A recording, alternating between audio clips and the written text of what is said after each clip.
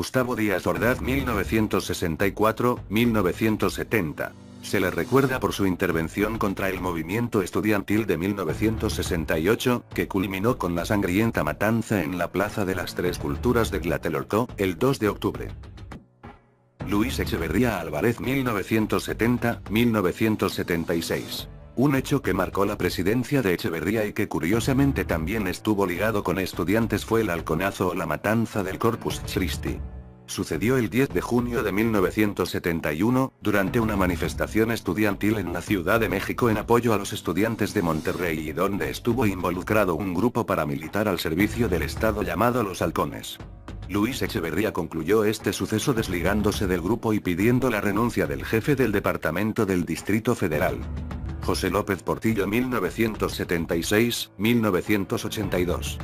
El gasto público se desbocó. En 1978 creció en un 38% sobre el de 77, el presupuesto de egresos se elevó en un 23% y el de la inversión pública un 37% sobre el año anterior.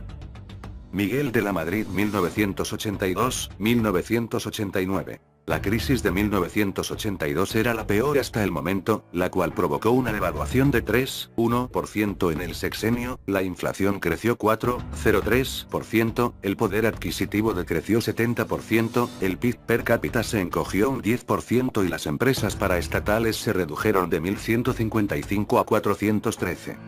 Carlos Salinas de Gortari 1988-1994. Ascendió a la presidencia en una de las elecciones más polémicas de la historia reciente de México, en las que ocurrieron diversas irregularidades. La elección se llevó a cabo el 6 de julio de 1988 luego de una inestabilidad económica de más de 10 años. La estructura del PRI se debilitó. Entre los escándalos más sonados de su gobierno se encuentra el supuesto asesinato del precandidato a la presidencia, Luis Donaldo Colosio, miembro de su mismo partido. Vicente Fox Quezada 2000-2006. Primer presidente panista con el que se dio la alternancia por primera vez en la historia de México. Fox hizo una gran cantidad de promesas en sus discursos de campaña que quedaron grabadas en las mentes de los mexicanos y ninguna de ellas ha sido olvidada hasta la fecha. Como ejemplo de ello es cuando dijo tener la intención de hacer crecer el PIB al 7%, generar 300 empleos al año, quitar el impuesto de tenencia sobre los coches, terminar con la violencia, inseguridad y robos, entre otras promesas que nunca se vieron cumplidas. Vicente Fox Quezada 2000-2006. Primer presidente panista con el que se dio la alternancia por primera vez en la historia de México. Fox hizo una gran cantidad de promesas en sus discursos de campaña que quedaron grabadas en las mentes de los mexicanos y ninguna de ellas ha sido olvidada hasta la fecha.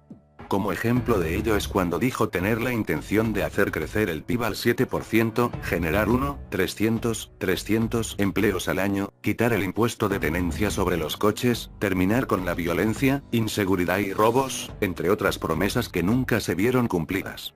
Felipe Calderón Hinojosa 2006-2012. Su toma de protesta, el 1 de diciembre de 2006, estuvo marcada por el cuestionamiento sobre su triunfo en las elecciones. Debido a que los diputados del PRD habían tomado la tribuna de la Cámara de Diputados, Calderón tuvo que entrar por una puerta trasera del recinto para ser investido como presidente de la República. El evento duró 5 minutos. 10 días después de asumir el cargo y sin tener una estrategia, emprendió un combate al crimen organizado con el apoyo de las Fuerzas Armadas, cuyo saldo social se contabiliza en decenas de miles de muertos, miles de desaparecidos y desplazados, y en un aumento en los casos de tortura y tratos crueles. Enrique Peña Nieto 2012-2018. Desde que fue gobernador del Estado de México, marcó cómo sería su gobierno con el suceso de San Salvador Atenco donde mujeres y niños fueron violadas y asesinados.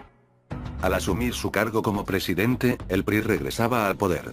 Hizo el Pacto por México, el cual se disolvió un año después. La situación actual es bastante preocupante con las atrocidades que suceden en el país.